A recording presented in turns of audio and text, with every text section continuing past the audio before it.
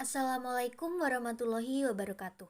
Hai teman-teman, dalam video kali ini kita akan membahas tentang pasar asuransi syariah, sistem dan operasionalnya di Indonesia.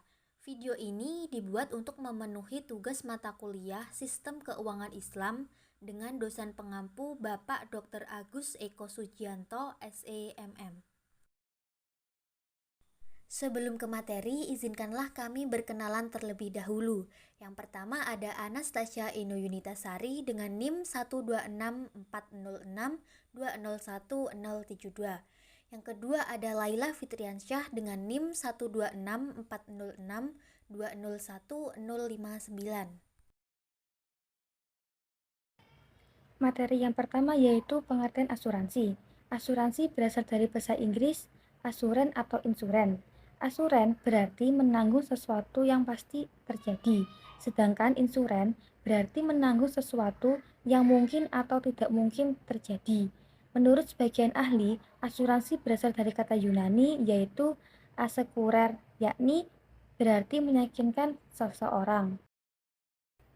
Adapun asuransi menurut terminologi sebagaimana yang disebutkan dalam Undang-Undang Nomor 2 Tahun 92, yakni asuransi atau pertanggungan adalah perjanjian antara dua pihak atau lebih dengan mana pihak penanggung mengikatkan diri pada tertanggung dengan menerima premi asuransi untuk memberikan penggantian pada tertanggung karena kerugian, kerusakan atau kehilangan keuntungan yang diharapkan, atau tanggung jawab hukum kepada pihak ketiga yang mungkin akan diderita tertanggung, yang timbul dari suatu peristiwa yang tidak pasti, atau untuk memberikan suatu pembayaran yang didasarkan atas meninggal atau hidupnya seseorang yang dipertanggungkan.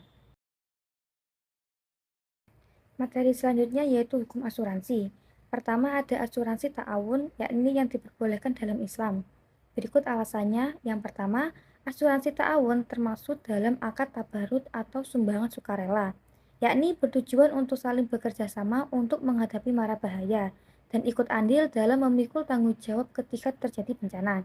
Yang kedua, asuransi ini bebas dari riba karena akadnya tidak terdapat unsur riba dan premi yang dikumpulkan anggota tidak diinvestasikan pada lembaga yang terdapat riba.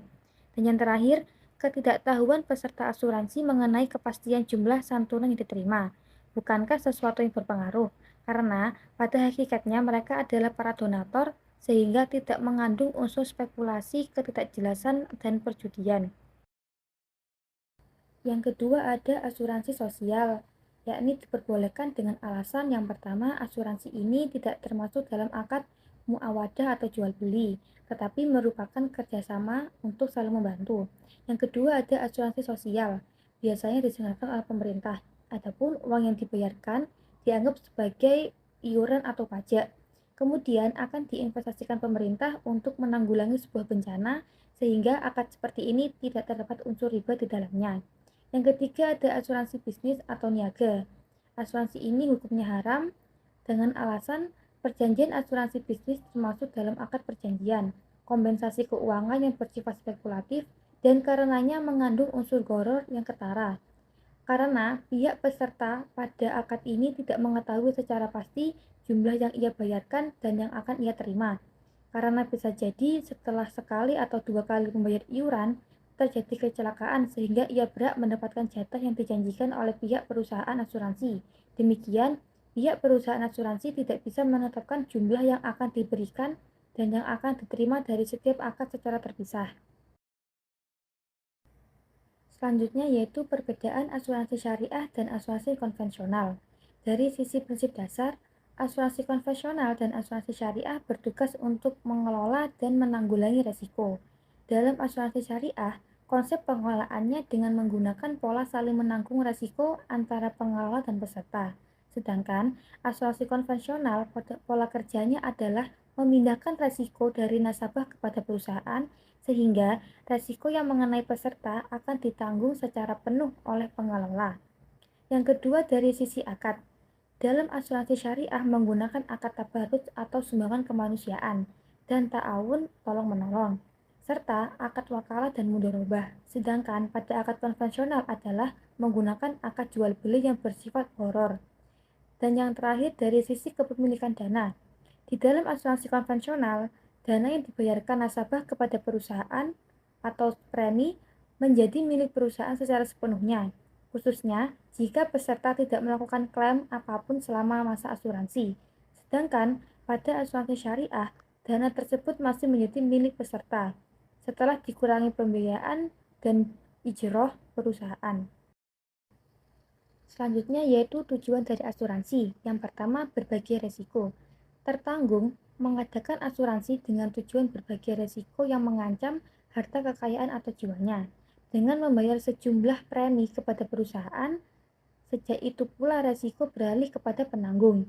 Yang kedua, pembayaran ganti rugi.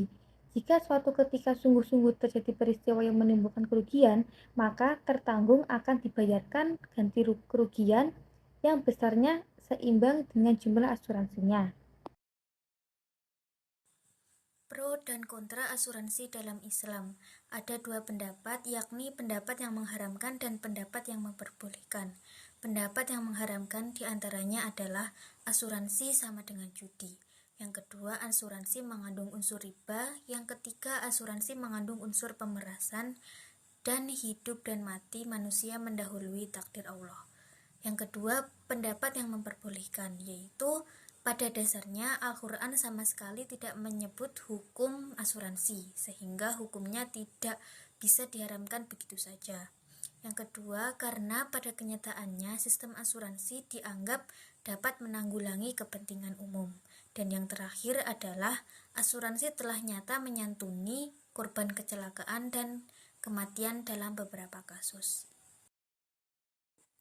Hukum dan fatwa asuransi. Yang pertama ada fatwa nomor 51 DSN MUI 3 2006 tentang mudharabah musyarakah pada asuransi syariah. Yang kedua ada fatwa nomor 21 DSN MUI 10 2001 tentang pedoman umum asuransi syariah. Yang ketiga ada fatwa nomor 39 DSN MUI 10 tahun 2002 tentang asuransi haji. Yang keempat, fatwa nomor 52 DSN MUI 3 2006 tentang wakalah bil ujroh pada asuransi syariah. Dan yang terakhir ada fatwa nomor 53 DSN MUI 3 2006 tentang tabaruk pada asuransi syariah. Fakta perkembangan asuransi syariah di Indonesia. PT Asuransi Takaful Indonesia adalah asuransi syariah yang pertama kali berdiri di Indonesia. PT Asuransi Takaful pertama kali berdiri pada tahun 1994. Sejak berdirinya PT Asuransi Takaful kemudian disusun oleh perusahaan asuransi lainnya. Hingga kini sudah ada 42 perusahaan asuransi yang beroperasi di Indonesia, mulai dari PT Asuransi Takaful Umum dan Keluarga hingga PT Asuransi Jiwa Sequis Life dan PT asuransi lain yang masih banyak lagi yang beroperasi dan berkembang di Indonesia yang sering kita jumpai pada saat ini. Peluang dan tantangan asuransi syariah di Indonesia. Ada peluang. Yang pertama adalah ruang penetrasi produk asuransi di Indonesia masih sangat luas, mengingat persentase pemegang polis individual di Indonesia baru mencapai kisaran 3% atau 6,6 juta dari total penduduk sebesar 220 juta jiwa. Yang kedua, mayoritas penduduk Indonesia merupakan umat beragama Islam dan kehadiran produk yang sejalan dengan konsep serta nilai-nilai beragama berpeluang besar untuk bisa diterima oleh masyarakat luas. Yang ketiga adalah keunggulan konsep asuransi syariah yang dapat memenuhi rasa keadilan masyarakat. Tantangan asuransi syariah di Indonesia. Yang pertama adalah payung hukum asuransi syariah masih sangat minim. Idealnya harus ada undang-undang yang secara khusus mengatur asuransi syariah. Yang kedua, secara struktural, landasan operasional asuransi syariah di Indonesia masih menginduk pada peraturan yang mengatur usaha perasuransian secara umum atau konvensional. Yang ketiga, perusahaan hanya pemegang amanah untuk mengelola premi, sehingga tidak bisa dijadikan objek pajak. Yang keempat, dalam hal PSAK, asuransi syariah, kebanyakan juga memodifikasi dari PSAK asuransi konvensional. Karenanya perbedaan hakiki dari asuransi konvensional dengan asuransi syariah menjadi tidak terlihat. Yang kelima, modal yang kecil serta langkanya ketersediaan SDM yang qualified dan memiliki semangat syariah. Dan yang keenam adalah kesadaran masyarakat yang rendah untuk ikut berasuransi juga menjadi kendala bagi perkembangan asuransi syariah di Indonesia. Strategi pengembangan asuransi syariah ke depan. Dari sisi regulasi ada beberapa hal yang dapat mendorong pertumbuhan asuransi syariah ke depan. Yang pertama, penetapan oleh Badan Pengawas Pasar Modal dan Lembaga Keuangan tentang modal perusahaan asuransi minimum sebesar 100 miliar. Yang kedua, disahkannya undang-undang tentang asuransi syariah di mana semua unit usaha syariah yang merupakan induk asuransi konvensional harus spin-off beroperasi secara mandiri. Yang ketiga, regulasi yang diharapkan akan memberikan dorongan terhadap nilai asuransi syariah di Indonesia melalui produk pertanggungan pihak ketiga atau third party liabilities dari produk asuransi umum. Yang keempat, keinginan dari Asosiasi Asuransi Syariah Indonesia untuk meningkatkan asuransi syariah dengan cara menarik asuransi untuk underlying aset pada produk sukuk ke asuransi syariah. Itu tadi video materi dari kami. Apabila ada kurang lebihnya, kami mohon maaf. Terima kasih atas perhatian teman-teman semua. Wassalamualaikum warahmatullahi wabarakatuh.